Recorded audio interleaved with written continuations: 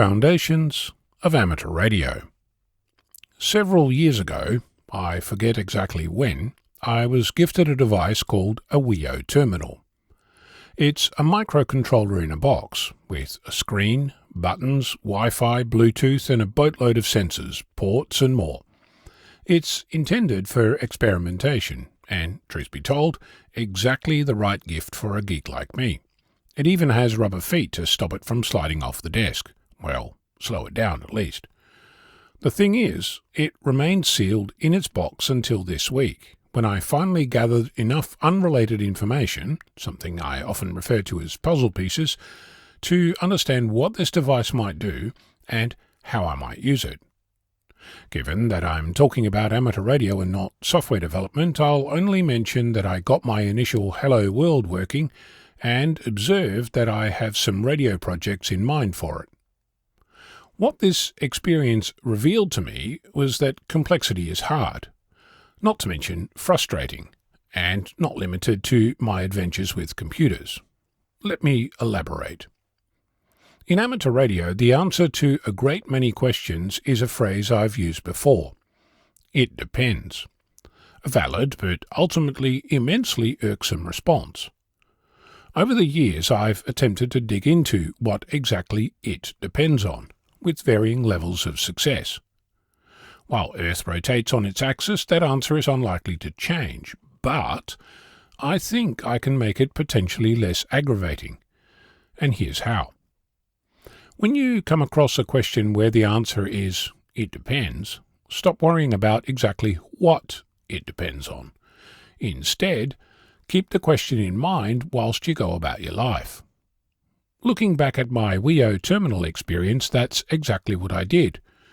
While there's the frustration of not being able to report to my friend that I'd done anything useful with it, by having it float around my desk, albeit still in the box, I regularly noticed it, and when going about my day I'd continue to gather puzzle pieces that eventually hit a critical mass.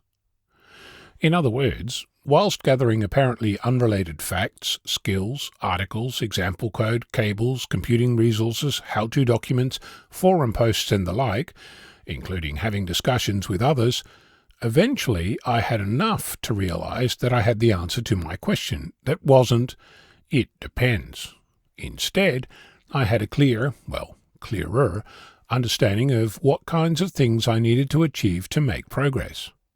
Now, I'll be the first to acknowledge that this journey isn't always a gentle stroll in the woods.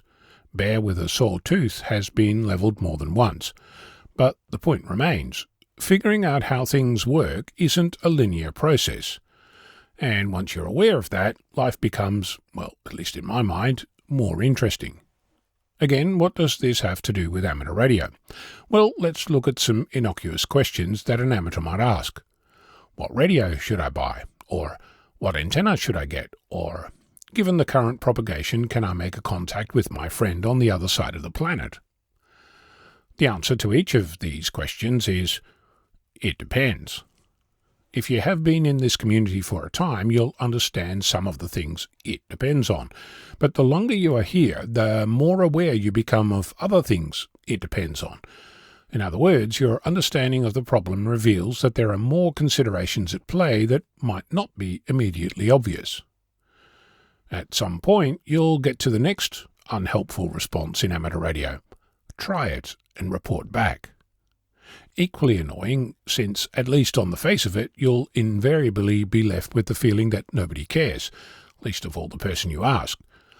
While I'll acknowledge that this is sometimes the case, on the whole, the response really reveals that there are too many unknown variables to form any coherent overview.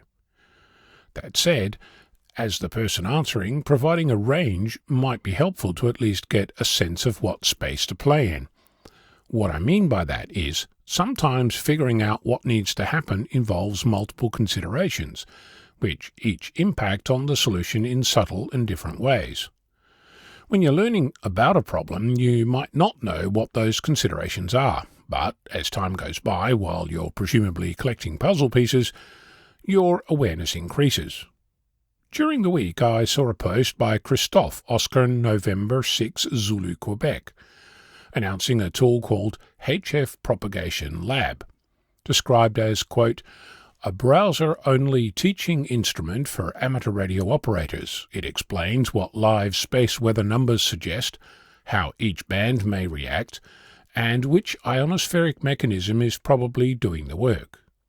It is a teaching model, not a substitute for beacons, skimmers, whisper, or listening on the air. End quote. What this tool does is give you a feel of the propagation landscape you're playing in, what variables impact in what way in your ability to make contacts. In other words, it's a way to learn about the unknown variables associated with propagation.